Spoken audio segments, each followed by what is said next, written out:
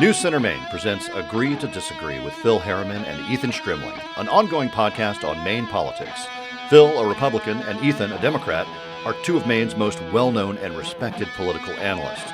Every week and sometimes daily, get new episodes discussing all things political and how it affects Mainers like you. And now, here's Phil and Ethan. Welcome to episode 10 of Agree to Disagree with Phil Harriman and Ethan Strimling on News Center Maine. 10 episodes. I cannot believe it. Time flies. How are you doing, buddy? I'm doing great. I just can't believe the immense amount of topics that we have to choose from this week. It's going to be fun to see which ones rise to the top that we actually talk about. Yeah, I know. I mean, we got Trump insulting the military. We got Nancy Pelosi getting haircuts. Life doesn't get any better than this for two guys like us. Who would have thought we'd be doing political analysis about someone getting a haircut or not? Oh my, you can't make this stuff up. Before we get started, I got to let you know I'm actually in CD2. I'm in a bunker, so nobody actually knows I'm here. Top secret, but I'm in CD2. Sadly, a close friend of the family passed away, so we are taking care of her internment this week. But yeah, I'm up in CD2. Beautiful country up here, buddy. I guess I misunderstood a little bit. Well, I've tried to tell you that when you venture beyond Portland and there's dirt underneath your feet versus asphalt and cement, you see there's a very different Maine. Tell us, how many Trump signs did you pass on your way through the 2nd Congressional District? I've seen a bunch. I've seen some impeach Mills signs too. I was like, wow, where are those coming from? I understand maybe folks disagree with her, but impeach, that seems a little much. Welcome to the other Maine. Yeah. No doubt about it. All right, so we got a lot to talk about. Like I said, we got the military, Trump's insulting the military. We have the big debate actually on Friday night. It's going to be right here on News Center. Debate a little bit about what it is the two of them have to do. We got absentee ballots, Democrats just kicking the butts of Republicans in the absentee ballot category. We got a member of the Republican Party in the State House who's had a few an ethics complaint thrown up against him. All kinds of stuff that we're going to be able to get into today. So should we dive right in? Well, we probably should just declare the Democrats the victors, skip the election, and we can move on from there to play a little Love It, Hate It, or Wake Me Up When It's Over. And Schoolsy, our producer extraordinaire, is going to tell us how Mr. Pat Callahan did on the hot seat last week. Did he nail it or fail it? I have a feeling he did pretty well. Oh, I got to show you before we get started. I got a new mask. I want to show you my new mask. Can you see that right there? You read it? What does it say? Good trouble, baby. That's John Lewis. Yeah. Good trouble. That's John Lewis. Love it. Love that. That's a motto of my life. All right, Schoolsy, take it away. Let's dive in. As Speaker of the House, I solemnly and sadly open the debate. Speaking of debate night is the topic. The first U.S. Senate debate is upon us Friday night between Collins, Gideon, Savage, and Lynn. How about a little self-promotion here? You can watch that debate right here on News Center Maine TV, online at newscentermaine.com, or on any of our mobile apps and all of the station's social media channels. And simple question. What does each have to do in this first introduction to the voters? Ethan?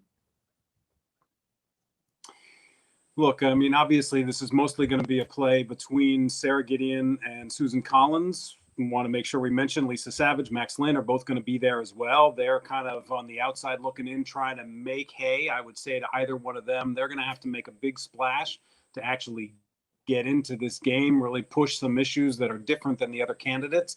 But obviously the main show that we've got here is between Gideon and Collins. I'd say on Gideon's camp, this is going to be really the first time a lot of folks are going to get to see her. And so it's very important that she comes across with the kind of gravitas that she needs to come across as. People know Collins.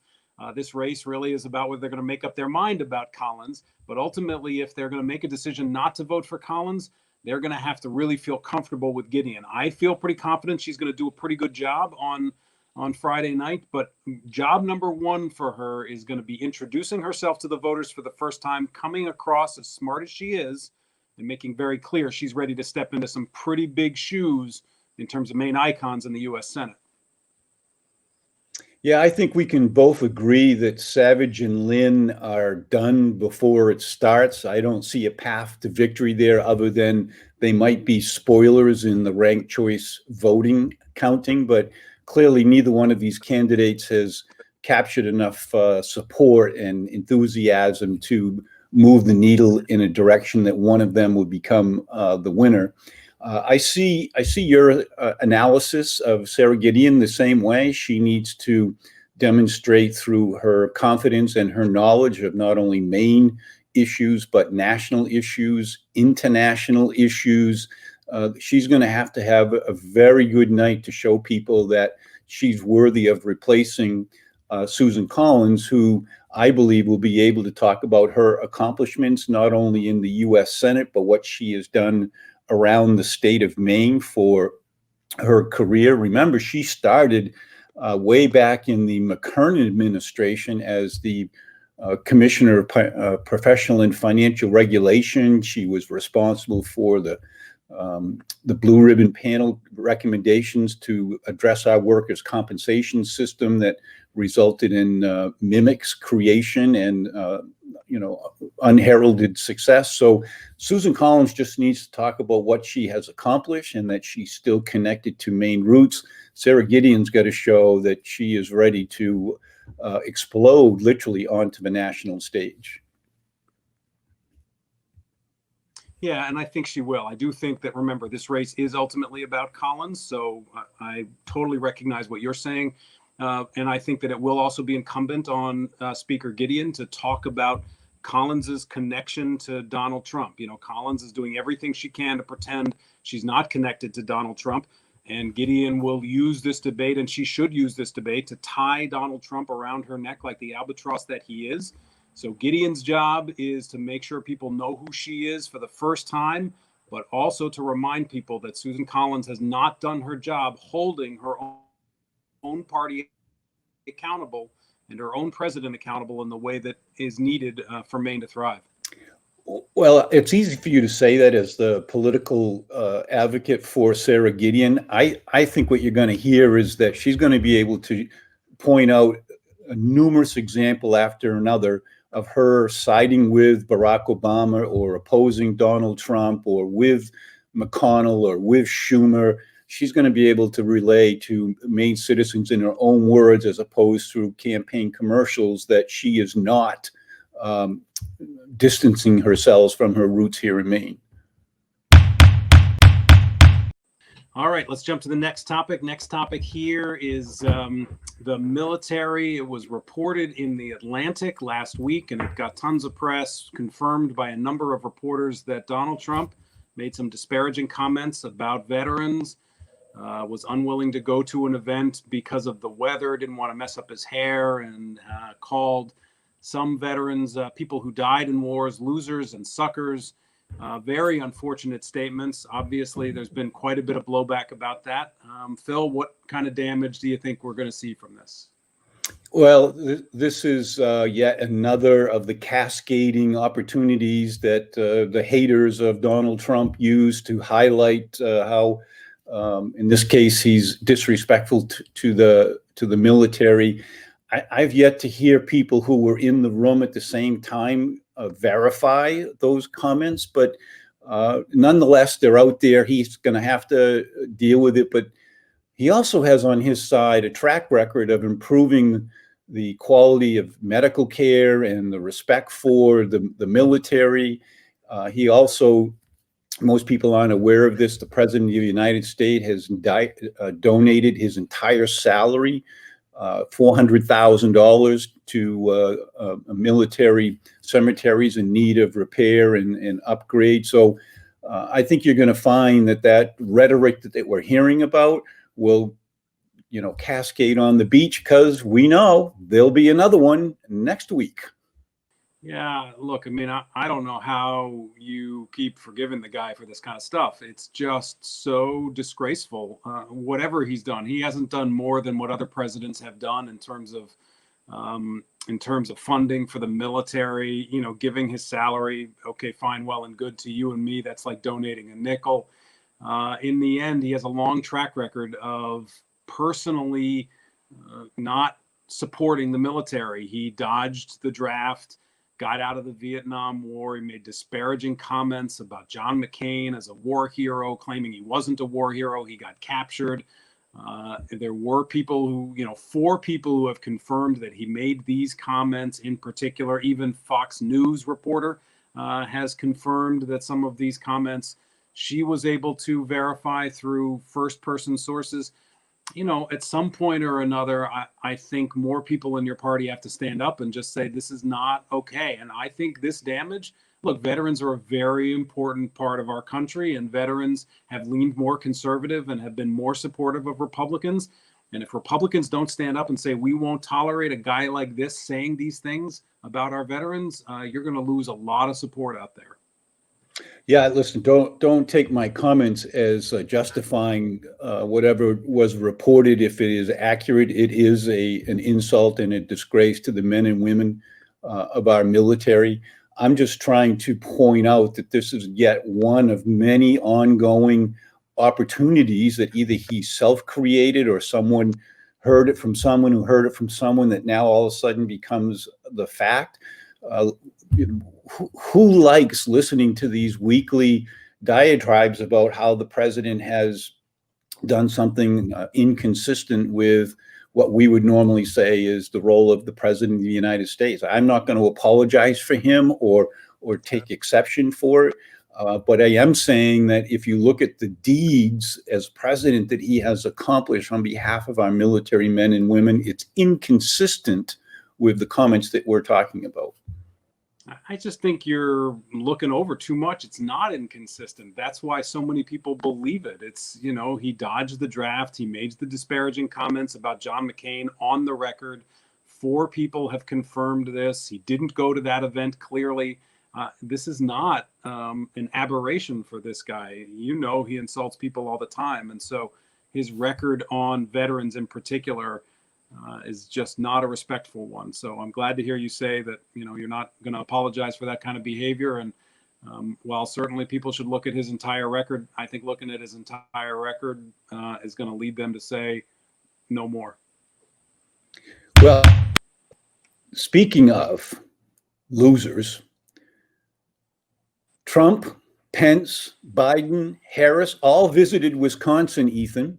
Biden and Harris met with Jacob Blake's family. The Trump and Pence duo did not, focusing on the burned out businesses and looting that took place. So, Strim, was either side right in their approach? Yeah, listen, I mean, it won't surprise you to say that I think Biden's done a very good job. He came out, he certainly talked about the violence that was going on and how inappropriate that was. But he's really tried to put the focus on what's going on with African Americans in this country and police violence and racism. And that really is what we need to be talking about, because it has just been a scourge on this country since our founding. And we need people in the highest office to continue to talk about it and to continue to try to offer solutions. So his going to Wisconsin, Kamala going to Wisconsin, meeting with the family, discussing racism, discussing institutional racism, police violence, that is the conversation we need to have. And it's just terribly disappointing that Trump nor Pence would even say the name of the guy. Whatever you may think about the person being shot 7 times in the back by a police officer is just never, ever appropriate. And they should have said something. That's how you heal a country. And they have failed.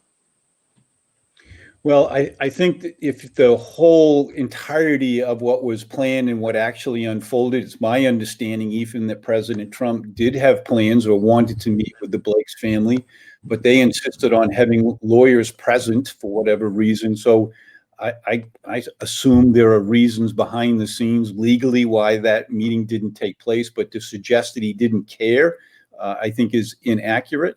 And I do think for the president to focus on the carnage that has occurred in these cities around America with the looting and fires and mayhem and violence that's been going on, I think you're going to find, Ethan, that there's a lot of people who live in these cities nearby these neighborhoods who are saying, where is law enforcement? Why isn't the rule of law being imposed? Why are these people enabled to run roughshod over our city, our neighborhoods? And I do think for the president and Pence to talk about the need for law enforcement to do their job, do it right, do it in a way that we don't see stories where someone was killed because someone's knee was on their neck or shot 7 times. No one disputes those aren't the outcomes that we want from law enforcement, but to suggest that that stuff doesn't matter and that we should be focusing more on the results of the police misses the point. There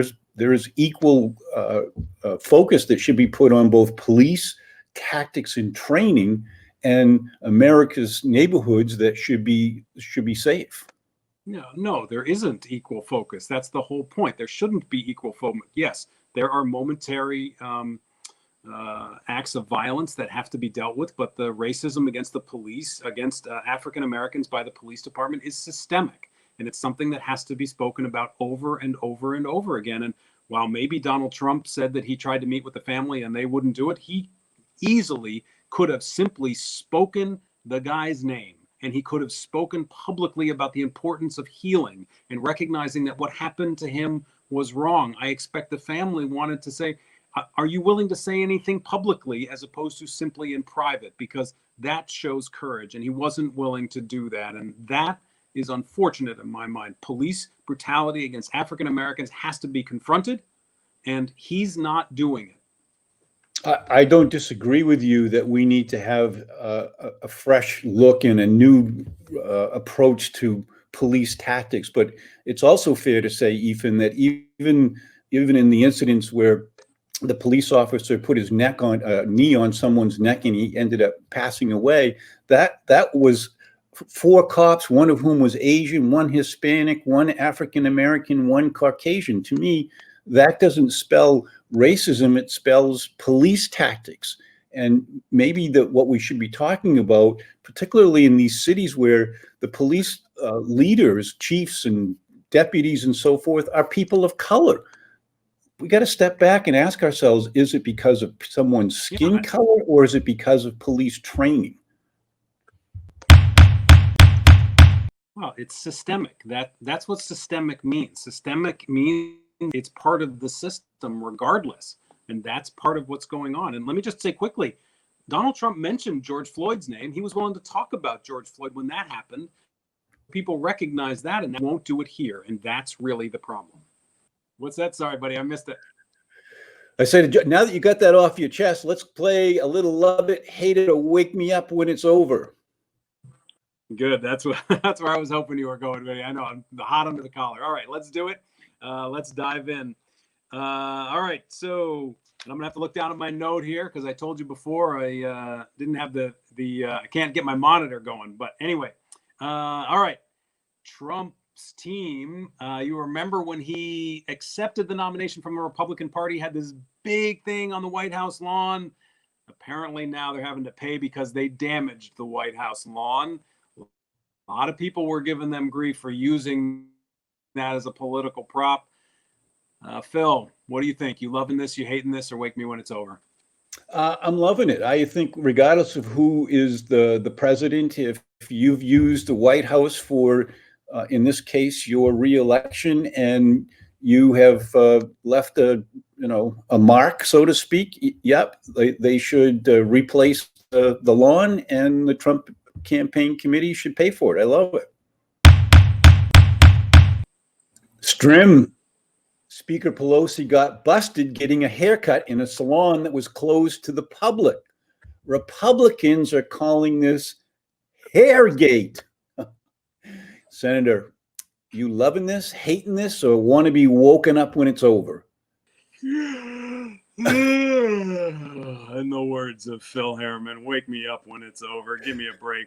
Dumb on Nancy's part, unforced error, but please wake me up when it's over.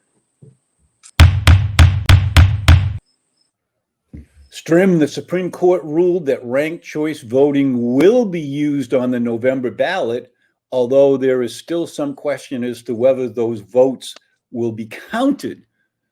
Strim, you loving this, hating this, or wake me up when it's over? I'm hating this one, buddy. I just don't get why it's so hard to make clear that there were people who should not have been collecting signatures that were collecting signatures. I don't like it that the Supreme Court is kind of leaving people in limbo. What I hope is happening is that they said to Dunlop, print the ballots, and yeah, we're just going to do a more careful, reasoned ruling, but in the end, this will be counted the way people expect. It seems pretty black and white to me that you can't count about 1,000 of these signatures. So hopefully that's where they'll land. But I am not loving the way this process has gone at all.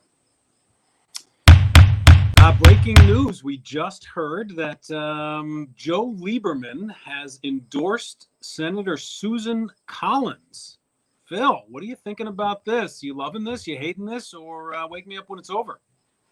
I'm actually loving this for a couple of reasons. Lieberman, of course, was a Democrat in the seniority in the U.S. Senate.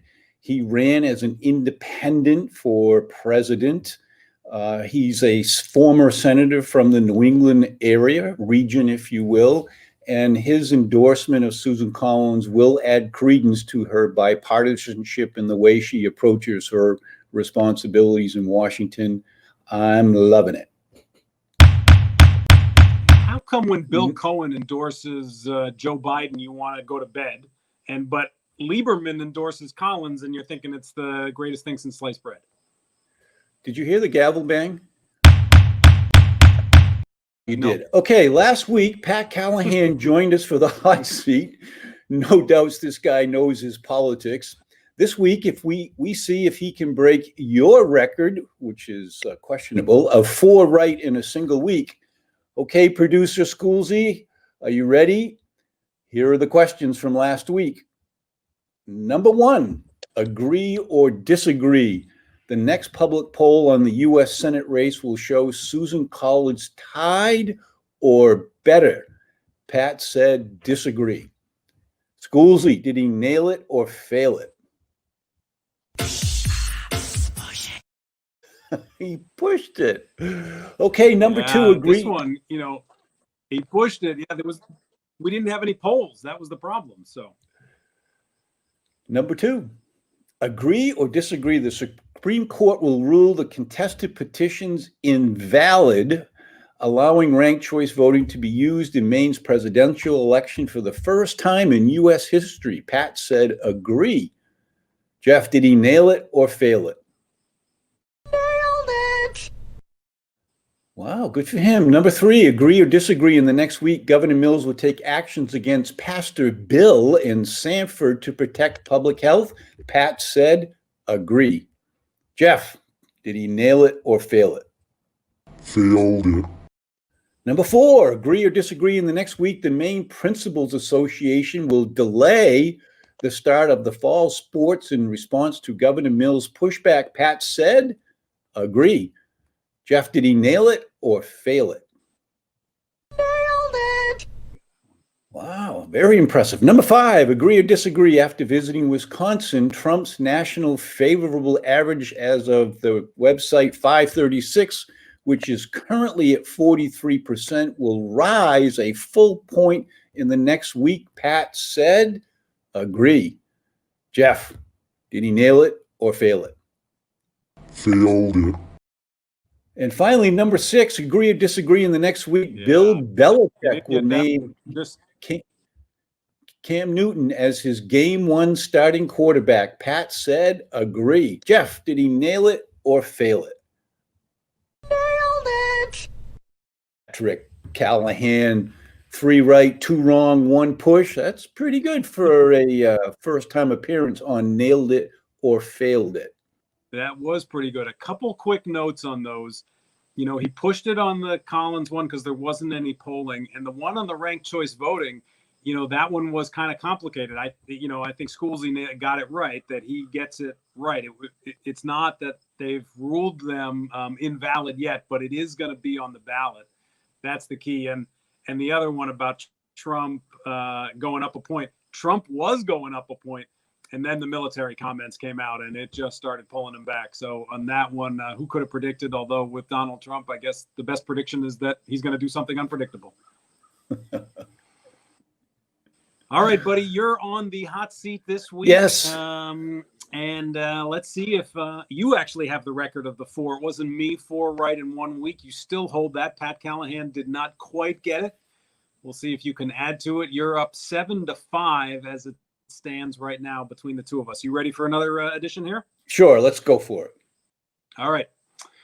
As you know, Friday night, big debate, first debate right here on News Center. First question, agree or disagree? Susan Collins will mention Caribou, her hometown, at least 3 times. Agree or disagree? Agree. All right. Number 2, same debate on News Center Friday night, big one here. Gideon will tie Susan Collins to Trump at least 6 times. Agree. That's her path to victory, is to make Susan Collins look like Trump, which she's not, but she's going to try. All right. Number 3. All right. Agree or disagree? School sports will return in full next week. Agree or disagree? I agree. I think it's time. The students want to play. The parents want to play. We've got social protocols in place. Let the children play. All right. And just to clarify, so when Schoolsy is doing this, you're saying it's fully in football, everything's starting? Everything's starting, yes. All right. Got it. All right. Number 4, Governor Mills will announce that she is bringing the legislature back into session within the next week. Agree or disagree? She should, but I disagree. I think she's going to hold off as long as she can. All right. Number 5, the U.S. Senate will pass another round of PPP. Agree or disagree? In the next week, will the Senate pass another round of PPP? Oof, that's a tough one. I know they're working on it, but will it get done in the next week? I'm going to say disagree. Oh, come on. No optimism. I know. All right, buddy. They'll get something passed, but 6, just not next week. This question. All right. And this question I know hurts you more than many people I know. This is personally painful. TB12, Tom Brady will win his first start as a Buccaneer. Agree or disagree? Well, they're going from Tampa to New Orleans. Drew Brees, I'm going to say he will not win his first start as a Tampa Bay Buccaneer. Ooh. I know, tough. Hate to say it, but all right. I'm going to add in. I'm going to add in a surprise one here. Cam Newton will win his first start as a Patriot. You know they're playing Miami at home. Agree or disagree? I agree. I think he's going to win his first game as a Patriot. Ooh. Oh, all right. So the Patriots are going to be one up on Tom Brady after the separation. Bill Belichick will be one up on Brady. The clock has run out. The buzzer all right, you want to take us into trivia here? Yes. Okay, Ethan. As we do each week in honor of Maine's bicentennial year, we answer and ask a Maine political trivia question. Here is last week's question. What was the coasting law, and why did it lead to the separation of Maine from Massachusetts? I got no idea, man. I was like figuring you must have spelled it wrong or something. Well, let me give you a little explanation. Coasting law. Because now remember, Maine was once part of Massachusetts, and this is the key to this this trivia question. The act for registering and clearing vessels regulating the coasting trade, and for other purposes. It was a law in 1789, was a critical aspect of the separation of Maine from Massachusetts. The law passed by the United States Congress forced ships along the coast to port and register at each state with which it did not share a border. Here's the key. Since Maine was a district of Massachusetts, a ship sailing south from Maine would not have to port until they got to New Jersey. However, if Maine separated from Massachusetts, vessels would have to port in Massachusetts, Rhode Island, Connecticut, and New York. Although the fee for porting was minimal, the time it took to port in each state would be of considerable nuisance to shippers. So the coasting law served as the backbone of the anti-separationalist logic for decades. When that law was repealed in 1819, it motivated the separation of Maine from Massachusetts. So how's that for a little history lesson, Ethan?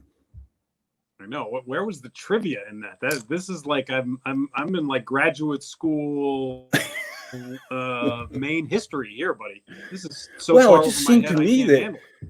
it just seems to me that if a ship leaving Maine heading south had to stop in every port, of course, why would you want to separate from Massachusetts when you could choose to port in those states if you wanted? But if you were on a long haul, so to speak, the first port that you had to go into was New Jersey.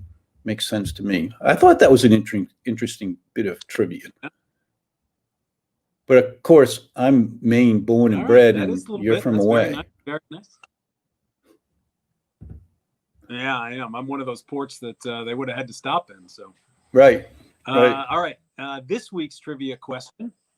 This week's trivia question is getting back to the Maine legislature. Who is the first person in Maine, the first, to be both Speaker of the House and President of the Senate? And there is a little trick in this. A little trick. First person to be Speaker of the House and President of the Senate. We will have the answer next week. Do you have an inkling on it, buddy?